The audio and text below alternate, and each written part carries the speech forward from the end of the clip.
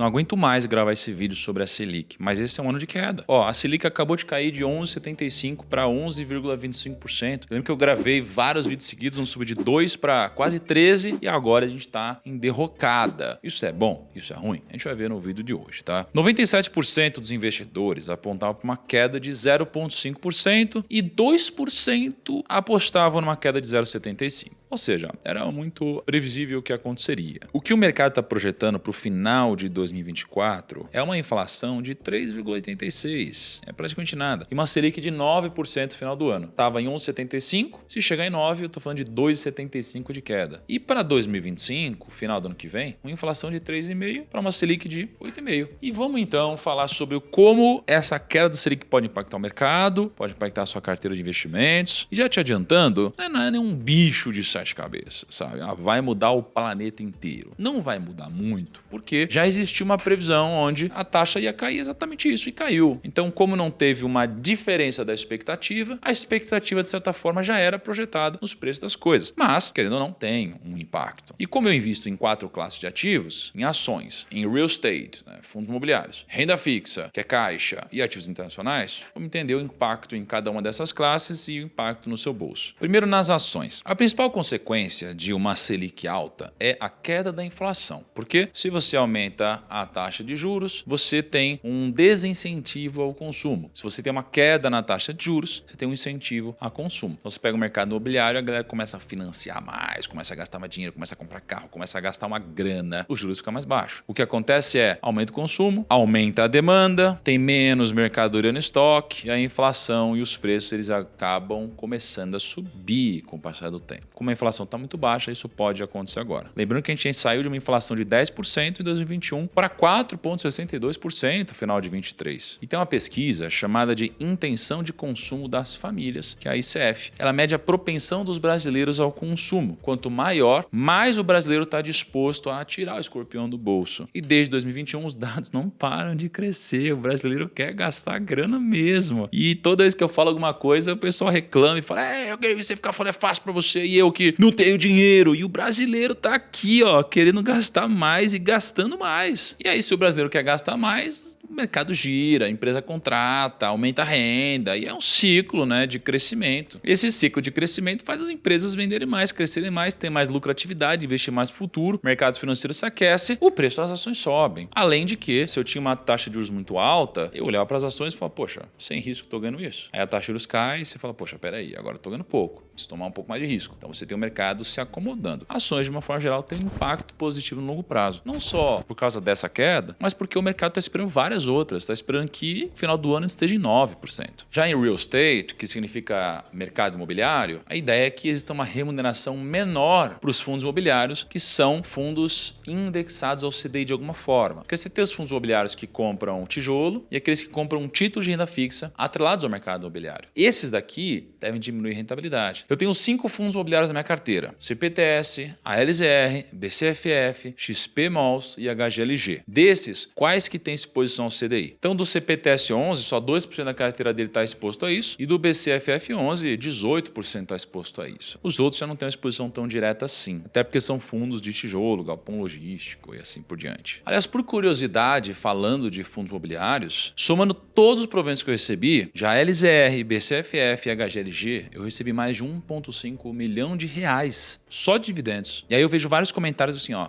o Thiago ficou rico vendendo curso. Primeiro, né, como se fosse ruim alguém ficar rico ensinando os outros a investirem melhor ou tendo resultado. Mas tudo bem, vamos supor que você ache isso. Se você acha isso, você está errado. Porque eu enriqueci antes de entrar na internet. Eu enriqueci trabalhando no mercado financeiro. Eu comecei meu trabalho como assessor de investimentos. Eu trabalhava com barman aos finais de semana e garçom, inclusive, nos feriados. No meu primeiro ano como assessor de investimentos, foi muito difícil. Eu ganhei R$ 232 por mês. Em 2011, eu ganhei R$ 2.408 por mês. Em 2012 eu ganhei R$4.089 por mês. Em 2013 eu ganhei R$7.737 por mês. Em 2014, R$19.000. Em 2015, R$19.000. Em 2016 eu ganhei R$28.000. Em 2017 eu ganhei R$73.000 por mês, fora da internet. E aí eu vendi meu escritório de investimentos e atingi a liberdade financeira. E foi ali, no finalzinho desse momento, que eu criei o Primo Rico e comecei a investir publicamente meu dinheiro. Então, se você quer trabalhar no mercado financeiro e seguir uma trajetória parecida com a que eu tive, eu tenho um convite para você. Eu estou preparando uma aula magna gratuita entre o dia 26/2 e 4/3, que vai te contar o mesmo plano que eu usei para chegar no meu primeiro milhão no mercado financeiro, só que num contexto muito diferente, porque hoje o mercado está muito mais fácil que na minha época, que o pessoal nem sabia o que fazia um especialista de investimentos. Então, se você quer participar dessa Masterclass, que vai ser gratuita